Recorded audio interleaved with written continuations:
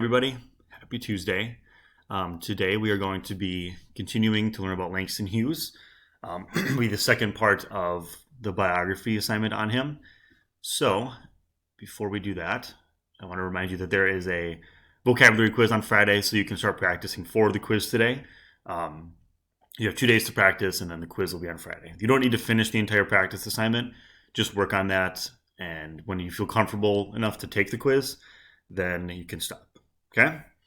It's only 9 words this time.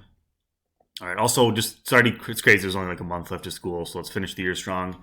So kind of dealing with the fact that I'm not going to see all of you again in person, at least until next year. So that kind of sucks.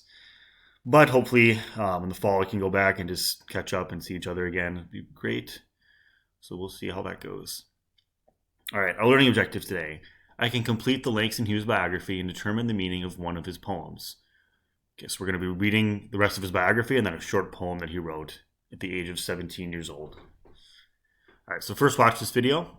Second, and complete part 2 of that assignment and submit it when done. You can click on this link to get there or go in the extended Flex Learning folder.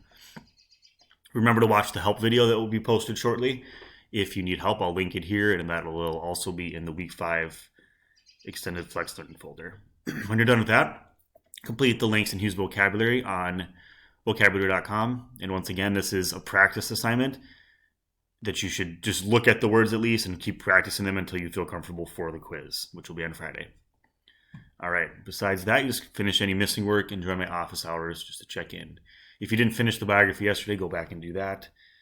And yeah, that's pretty much it. I'll have a video of me showing or reading through the biography and the poem and explaining the directions a little more clearly if you need that support. I'll show you quick though. So same format as yesterday. Paragraph, question, paragraph, question, paragraph, question, and then the poem. Okay? So check out my video of me reading it if you would like that. And remember that the underlined words here are what are in your vocabulary quiz too. This one is actually not anymore. All right. So I think that's all I got for you today. Yeah. So I'll see you on office hours if you're able to join. And yeah, have a great day, everybody. We'll talk soon.